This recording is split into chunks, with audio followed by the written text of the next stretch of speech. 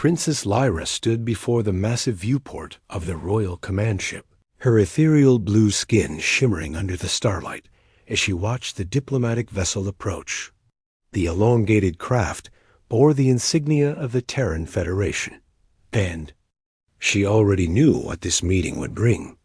Another suitor, another alliance proposal, another attempt by her father to secure their empire's future through her marriage. "The humans have requested an audience," announced Captain Vex, his forearms crossed respectfully behind his back. "Emperor Thane awaits your presence in the throne chamber."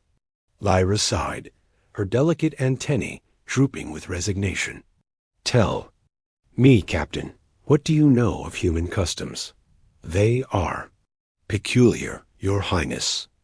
They form pair bonds based on emotion rather than strategic benefit. Most unusual." The princess made her way through the corridors of polished crystal and flowing energy conduits. Her father's empire stretched across 3 star systems, but political tensions with neighboring civilizations had grown increasingly volatile. Marriage alliances had always been their way of maintaining peace. Emperor Thane sat upon his throne of living light, his imposing figure radiating authority. Beside him stood the human delegation, Ambassador Kate Morrison, a stern woman with graying hair, and her military escort, Commander Jake Williams. The commander appeared younger than most human diplomats, with kind eyes that seemed to take in everything around him with genuine curiosity rather than calculation. "Daughter," the Emperor's voice resonated through the chamber, "Ambassador Morrison brings an interesting proposal." Lyra approached with practiced grace, though her stomach churned with familiar dread. She had already rejected 17 suitors from various species, each time growing more frustrated with the political theater of courtship. Ambassador Morrison stepped forward. "Your Highness, the Terran Federation seeks a lasting alliance with your empire. Commander Williams here is one of our most decorated officers, a hero of the Centauri conflict." The princess studied the human commander. Unlike previous suitors who had boasted of their wealth or power, Jake Williams simply nodded respectfully. "Your Highness, I'm honored to meet you, though I understand this situation is rather unconventional for both our species." "Unconventional?" "Indeed," Lyra replied coolly. "Tell me, Commander, what makes you believe you would be a suitable match?" Jake glanced at the ambassador, who gave him an encouraging nod. "Honestly, Your Highness, I don't know if I would be.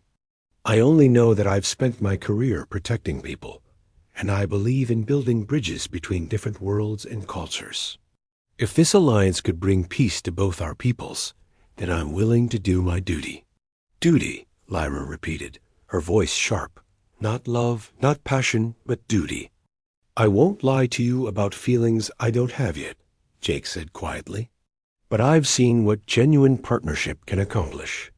My parents were arranged in marriage by their families, but they chose to build something beautiful together." "Emperor." Thane leaned forward with interest. "The human speaks wisdom. Lyra, consider the benefits. Their military technology could strengthen our defenses against the Void Collective." Lyra's antennae flattened against her head. "Father, I have been patient. I have met with the Crystalline Lords, the Shadow Princes, the Metal Kings, and countless others. Each time, you promise this will bring security. Each time, I am expected to sacrifice my own happiness for political gain." "Your happiness?" The Emperor's eyes flashed. "Your happiness is the safety of billions of our people." "Then find another way," Lyra snapped, her composure finally cracking. "I'll marry anyone, just not the human." The throne chamber fell silent.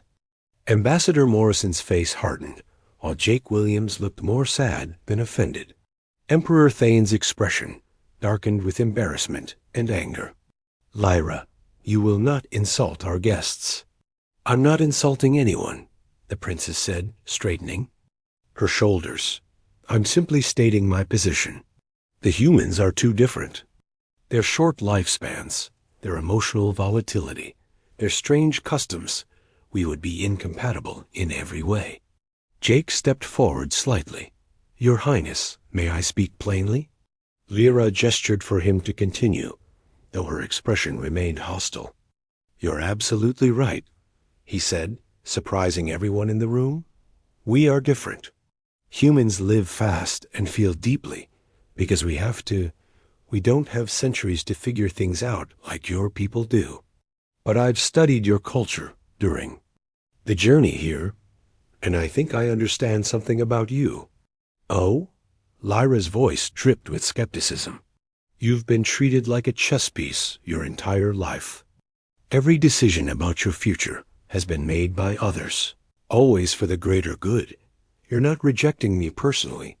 You're rejecting the system that brought me here. The princess blinked, caught off guard by his insight. Jake continued. What if we approached this differently? What if, instead of an arranged marriage, we considered a diplomatic partnership?